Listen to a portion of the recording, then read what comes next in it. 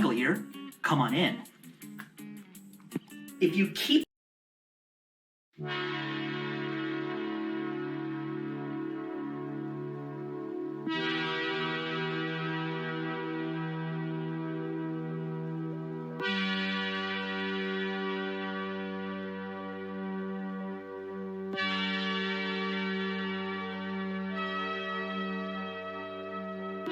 Super Mario Bros. 2 has been a speedrunning classic for years.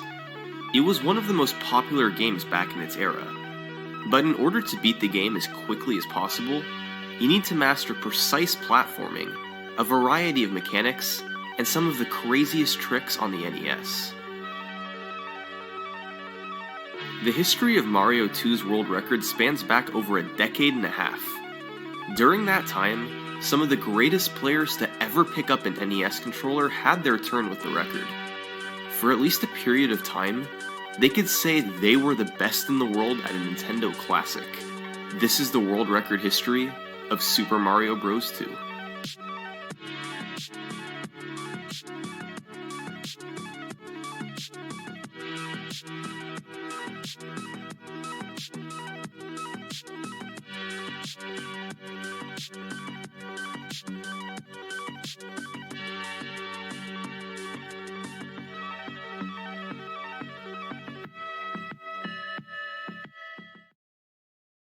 As with most games, it's nearly impossible to determine the earliest world records for Super Mario Bros. 2.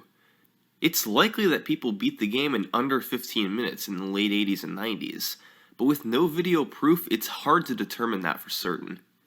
However, as far as recorded runs go, some of the earliest ones on the internet seem to date back to 2005, a trio of runs by some of the best speedrunners of the era.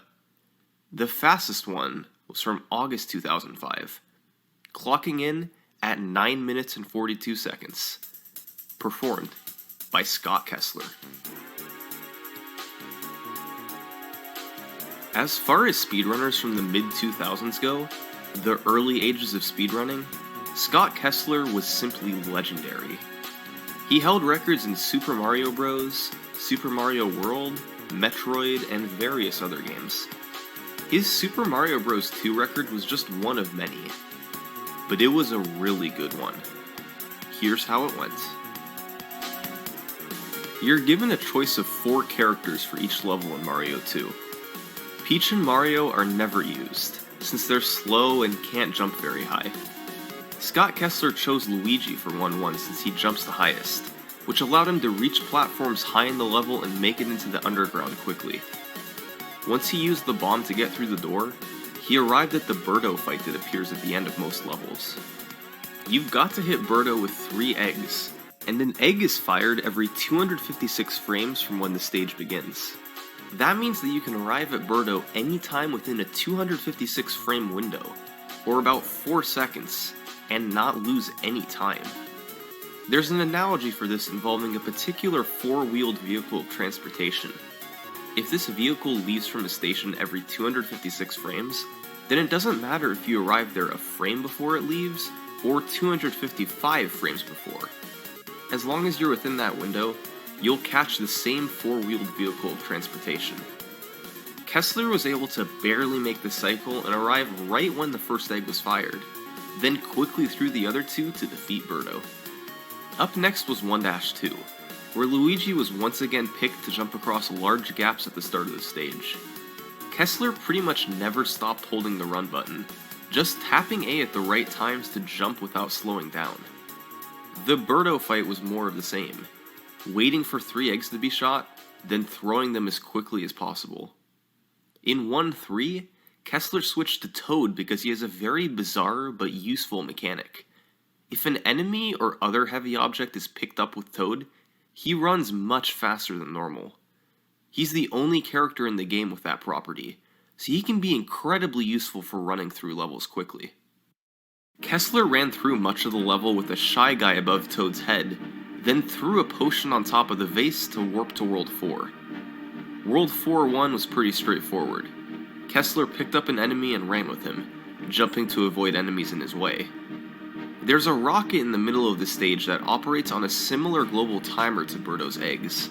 It can only take off to send you to the next part of the stage every 64 frames. As long as you arrive within a 64 frame window, you'll never lose time here. 4-2 was similar, picking up an enemy with Toad and dodging everything else. He picked up a potion again in this stage to warp to World 6, although he had some slowdowns along the way. World 6 is where the game really takes a big step up in difficulty.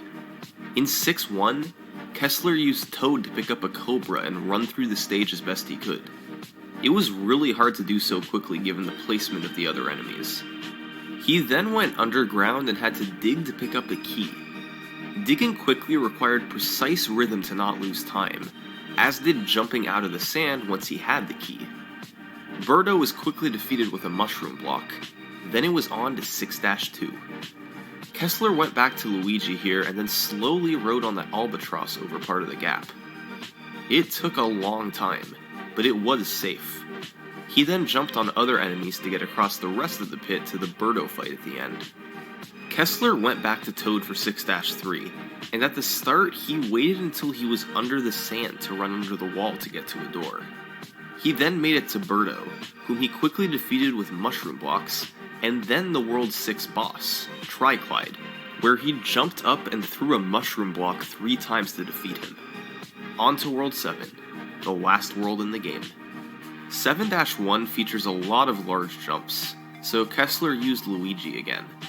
He caught a rocket to go to the next screen, then climbed up a series of ladders and platforms.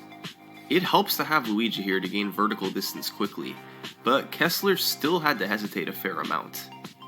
Finally, after yet another Birdo fight, it was on to the final stage, 7-2.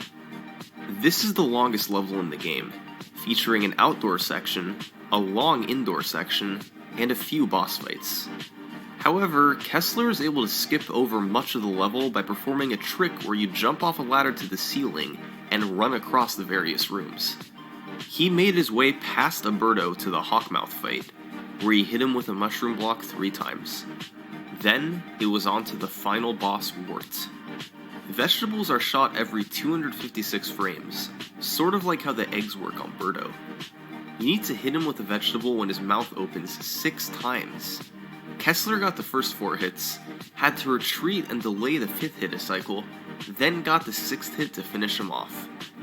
And just like that, he had completed Super Mario Bros. 2 in just 9 minutes and 42 seconds. The route was simple enough. Start in World 1, warp to World 4, then warp to World 6, and play World 6 and 7 to finish the game.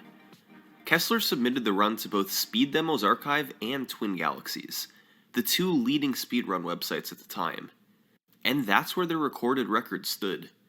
It was an imperfect run, with small slowdowns in nearly every level. But it was a start, and it stood as the world record, unchallenged for months. But over the following 2 years, he would be beaten twice.